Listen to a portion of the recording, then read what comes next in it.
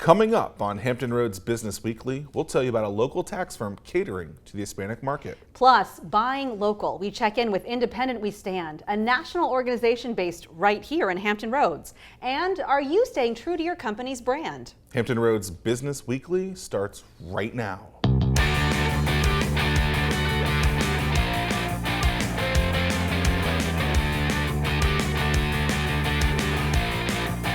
Hello and welcome. I'm Zach Miller. And I'm Cheryl Tan. This is Hampton Roads Business Weekly, a weekly look at the businesses and entrepreneurs making an impact right here in Hampton Roads. All right, are you getting the most out of your company's brand?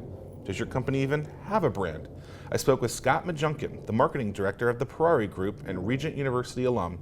Here's a quick crash course on Branding 101. All right, Scott, we're going to talk about branding. Let's just define what a brand is to start. Okay, essentially with branding, what we're trying to do is create a belief. And beliefs are formed and they're really important because they determine a lot of what we do and how we act. Everything from the sports teams that we support to the political parties that we affiliate with. Beliefs are tremendously important, and particular for small businesses. When someone is looking at figuring out their beliefs, what type of exercises can they go through to figure out what that is? Well, that's a great question. I think that the most important thing with a small business in determining their beliefs is that they need to understand and they need to communicate why they exist. What is their role like on this earth? And a lot of small businesses that I've seen, they stop with communicating their function, like their functional benefits that they have with the business. So they'll say like, I am a car mechanic and I fix cars, or I'm a dentist and I fix teeth, right? They don't go into the why, right? And so really trying to understand the story behind the business and why you exist is very important. And whenever I meet with the client, we start there, then we move on over to the personification stage, because I want to get a sense of like their identity, you know? So Sure. I ask them, who, like, if your business were a person, who would it be and why? And this answer has a tremendous impact on where we take the brand. And whenever you can get those two questions nailed down, why you exist and what kind of personality is behind the brand, then you really can put some really, you can really start creating that belief that is so desperately needed in the market. How broad or how niche should you go into something, right? So you talked about understanding who your customer is. Well, what happens if you have, a lot of different buyer personas, and how do you make sure that the brand that you're creating is broad enough to go towards multiple different angles that you might have, but also it talks and communicates with the person that you want to, that person looks very different than the next person. Okay, as a small business, you actually have a lot of flexibility in this regard. When you can really tap into a specific market. I generally try to go to like a very specific brand persona that you want to really attach yourself to, you want to identify to. And you try to understand what drives their decisions. How do they make their decisions? From initial interest all the way through the buying process, but also during like the first use and the reuse and cancellation of the service or product, right? What along that journey, that kind of timeline, really influences the customer's decision-making and perception process. And that's what branding really tries to do. If you really want to create a belief, you have to understand those key points that along that journey that really, really impact that belief system that the customer's creating while they're interacting with you. From a branding perspective, and obviously with a ton of different mediums out there right now, if I was going to start a business, what would be the one asset to create on a brand if money was an issue and I had to create this one asset? What would it be? Okay, the main asset is the logo. It's incredibly important because the logo really does set the tone for your website, for your marketing material. And whenever you create that logo, it really sets the standard of consistency of how that brand is portrayed throughout all communication mediums. Okay, so it's not just the logo, but what colors are incorporated into the logo? What kind of typography is included in the logo? And it's important for small businesses to really protect that logo, set very, very solid brand standards in place to where that won't change, whether it's in print or online, and make sure that's consistently presented in an attractive way, regardless of where and how it's communicated. Very important. Scott, really appreciate it. Oh, thank you. Thank you so much. Yeah. Coming up on Hampton Roads Business Weekly, we look at a national organization designed to help small business owners, and it's based right here. But first, we'd love to hear from you. So if you have questions or comments during the show, you can tweet us at HR Biz Weekly. We're back right after the break. We are thrilled to talk today with Bill Brunell, one of the founders of Independent We Stand, which is a national movement of small business owners actually based in Virginia Beach. Bill, thanks so much for talking with us today. Thank you for having me. We have a lot we want to discuss related to buying local and the benefits of buying local, but I want to start with Independent We Stand and how it got its start and how it's grown by leaps and bounds over the last few years. Sure. Well, the idea for Independent We Stand was really inspired by Steel, a local manufacturer of handheld gasoline outdoor power equipment. And what a lot of people don't realize is you can't buy Steel equipment in the big boxes and national chains. As a result, they became #1 in the category, and that kind of really set the business world on fire because that's not the way it's supposed to happen. And so they were looking for an idea to help celebrate those 9,000 locally owned independent servicing dealers across the country, and the idea for Independent We Stand was born. So originally it was a cause marketing campaign to help recognize and support those dealers, and it was launched in the fall of 2010, and the reception was so great from other small businesses, everything from bookstores to local record shops, that Steel was kind enough to say, hey, look, any locally owned business that qualifies, let's let them be a part of this movement. And it's really just taken off from there. It's been a tremendous thing to work on. So while it started in Virginia Beach, you were hearing from mom and pop shops, bakeries, stores from all around the country that wanted to be a part of this. Almost immediately. I mean, every kind of business you can think of, from Seattle to South Beach, from San Diego to Maine, and anywhere in between. It's been a tremendous outpouring of support and interest from small business owners. So now those small business owners can be part of your group. How many would you say are now members? We have approximately about 126,000 members across the country. And these members have access to a ton of tools and resources and tips to essentially help them understand the power of their locally owned status in their communities and how to use that to market themselves to a growing number of Americans who really want to support their locally owned businesses. And basic membership is absolutely free of charge.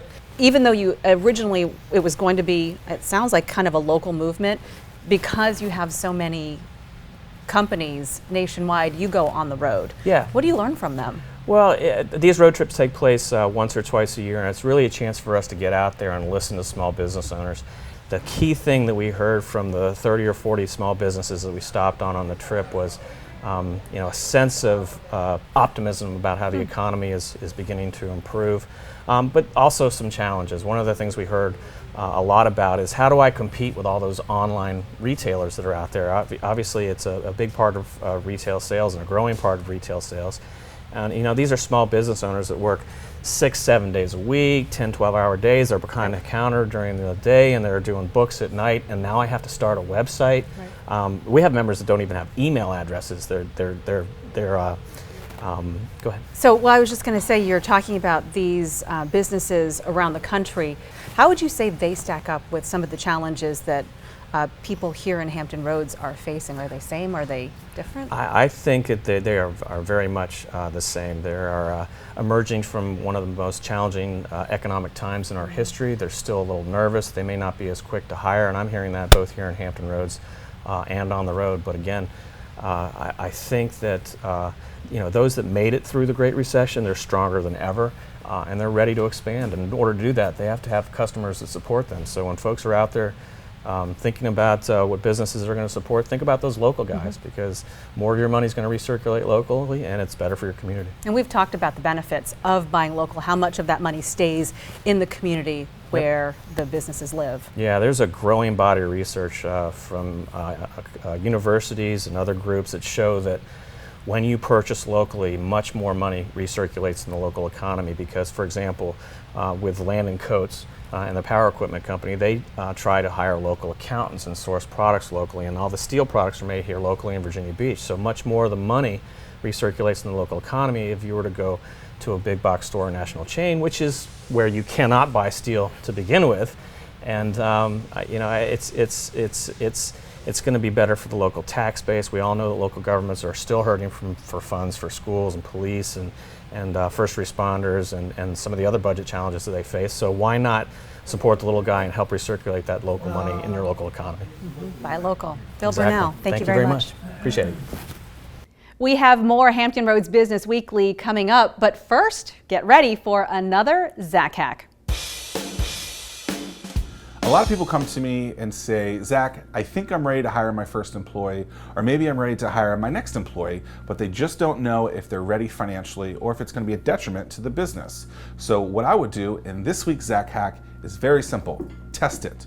Test it for 30 days to 6 months and take the money that you would be paying that person as an employee, but instead take the money and put it into a savings account. At the end of that time, you will know if it was a detriment to your business or if it was okay and it didn't hurt you financially. So if you guys want more information, all you have to do is head on over to startwithhatch.com. This is this week's Zach hack.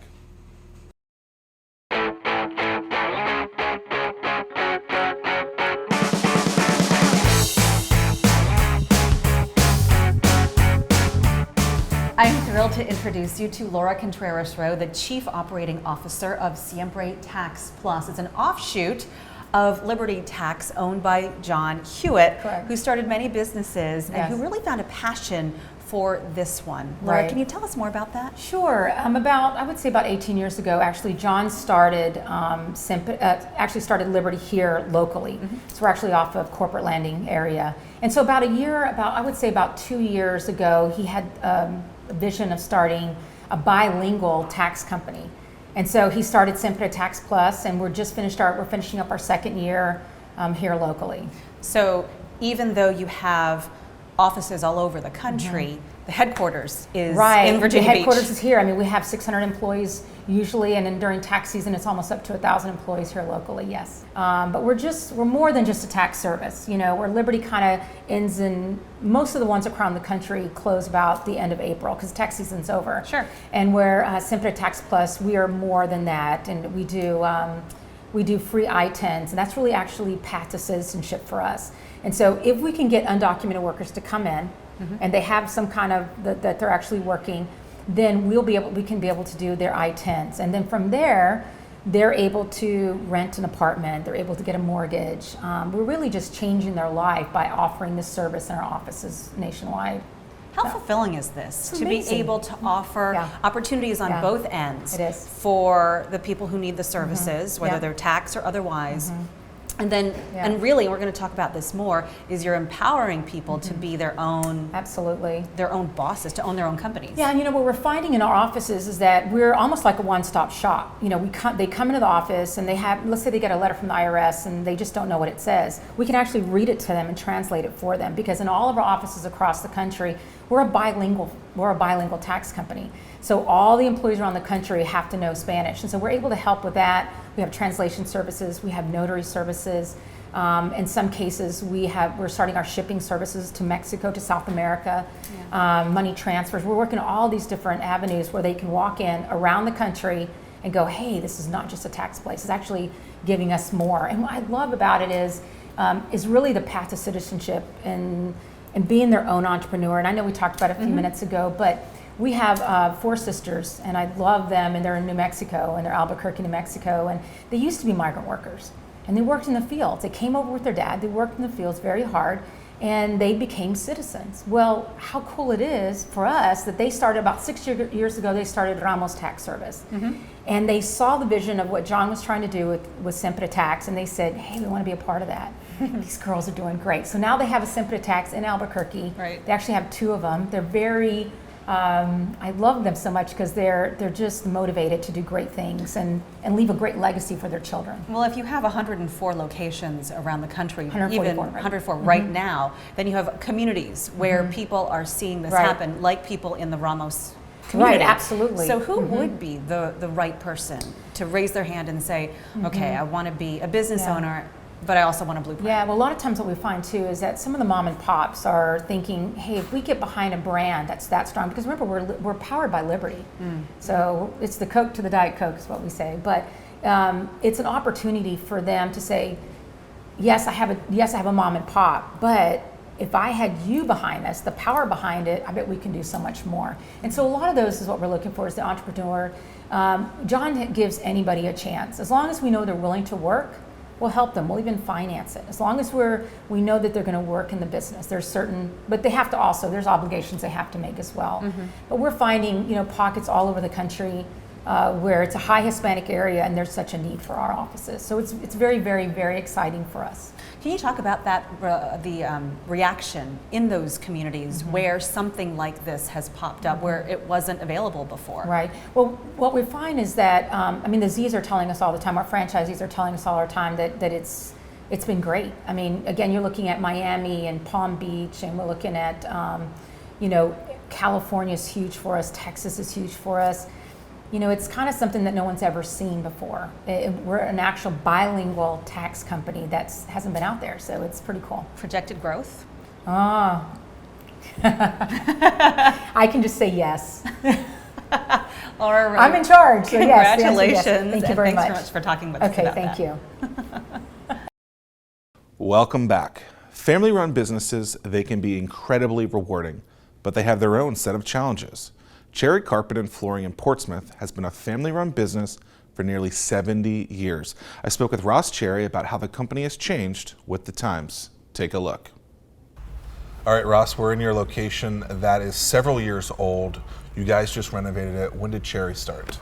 We started in 1947. We were a rug cleaning plant and got into the wall-to-wall carpeting around 65, got in commercial business around 75, and built this showroom in 85.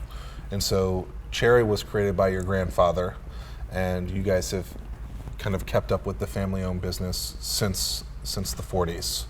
What's it like being a part of a family business? It's good. I hear stories on the other side quite often. Luckily, we work together well. We've always gotten along well.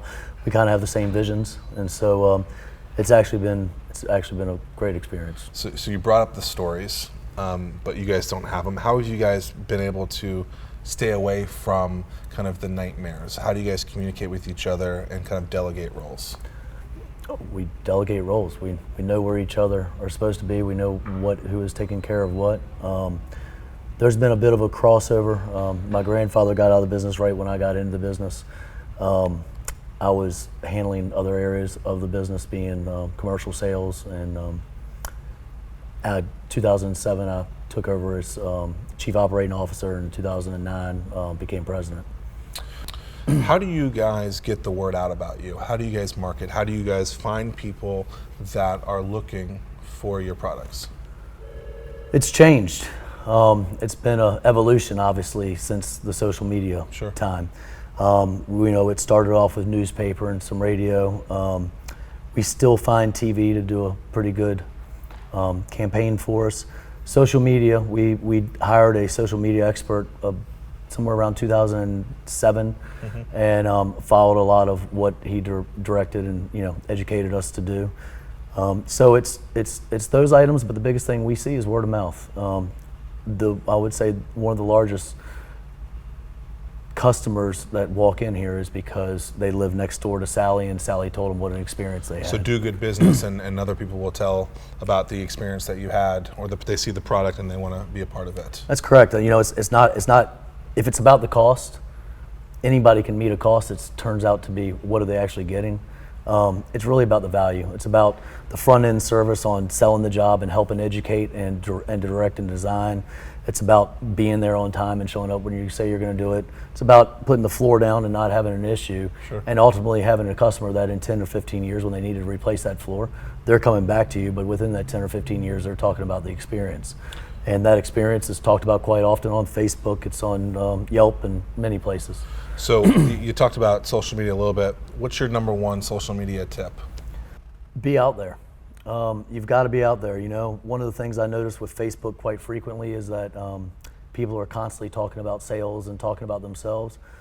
You know, our market in the retail side of things is the woman customer from 25 to 75, and that's who we're trying to hit. And what they want, they don't want to be barraged with sales and all that. We try to have 80% of our Facebook marketing be about daily items, something that one of our ladies here finds that's you know, cooking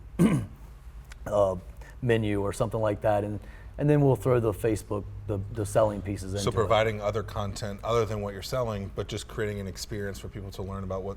Creating an experience to know who we are, and you know, I think if you're sending out something that people can relate to, they relate back to the company, they see themselves in that company, and they feel comfortable coming in. Great. Thank you, Ross. That's it. Thank you, Zach. Appreciate it. That wraps up another edition of Hampton Roads Business Weekly. Like us on Facebook and Instagram at HR Business Weekly. There, you will find segments from previous shows, plus some great behind-the-scenes pictures and videos. For Hampton Roads Business Weekly, I'm Zach Miller. And I'm Cheryl Tan. We'll see you next week. Hampton Roads Business Weekly, sponsored by Regent University and produced by ABC 13.